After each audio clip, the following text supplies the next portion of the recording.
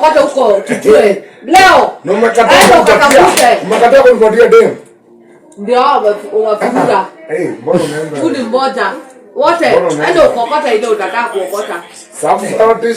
Zote ziko hapo zinafanana. Former Tahidi actor Dennis Mugo, popularly known as OJ, opened up about his struggle with alcohol addiction, which negatively impacted his personal life and professional life. Previously, Mugo revealed that he had never met his biological dad. Mugo was raised by his mom, something he is forever grateful for. He, however, said there have been instances where random men came up saying they were his dad. Dennis Mugo was born and raised in Embu County, Kenya. From a young age, he displayed a love for performance. He was the boy who could imitate teachers in class, the one who always made his friends laugh, and the one who secretly dreamed of being on TV. But coming from a modest background, acting was never seen as a real career. Many expected him to follow the traditional path, study, get a stable job, and live a simple life. Yet, destiny had other plans. When auditions for Tahidi came along, Dennis took a bold step. He auditioned and impressed the producers. Soon after, he was cast as OJ, a character that will become one of the most recognizable names in Kenyan television. The success of Tahidi was unmatched in its time. OJ, alongside other young stars like Tanya, Freddie, Shish, became household names. For Dennis, this meant not only fame but also money. He began earning salaries and allowances that were significant for a young man in his 20s. On top of his TV role, he landed endorsement deals and appearances that brought in extra cash. He once admitted publicly that by the age of 24, he had made his first million shillings. For a young actor, this was a dream come true. But as is often the case, easy money can be dangerous. Instead of investing wisely or saving, OJ fell into the trap of living the fast life. The fame brought friends, parties, and an endless stream of temptations. Alcohol became a central part of his lifestyle. With fame came pressure. Fans expected him to be always the OJ, the cool, smooth character. Behind the scenes, Dennis began drinking heavily. What started as a casual drinking after shoots slowly became a dependence. Soon, alcohol was not just a pastime, it was a crutch. At the same time, his career as Tahidi began to unravel. In 2011, he was dropped from the show. Officially, it was said that the producers wanted to refresh the cast.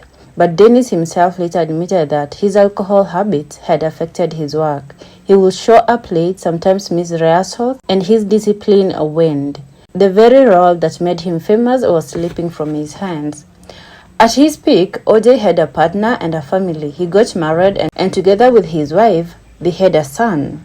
For a moment, it seemed like fatherhood would ground him, giving him the stability he needed. But alcoholism once again crept into his personal life. He has openly confessed that his marriage broke down because of his drinking. His wife, unable to cope with the chaos, eventually left him and took their son with her. This became one of his deepest regrets. Losing his family not only hurt him emotionally but also pushed him further into depression. OJ's drinking habits escalated. He spent years in haze, watching as his career slipped away.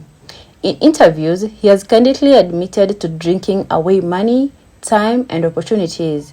His friends, fellow Tahidi alumni like Abel Mutua and Philip Karanja, tried to intervene, but for years he did not listen. At one point, he described alcohol as both his friend and enemy. It numbed his pain, but also destroyed his life. This period saw him moving from one failed project to another, trying to revive his career but struggling with consistency. In 2020, OJ tried to stage a comeback. He launched a YouTube channel called Akisi Poa. The show aimed to tackle social issues facing young people from drug to crime. He also became involved in a talent academy in Embu, mentoring young artists and encouraging them to pursue creative careers. For a while, it seemed like he was turning his life around.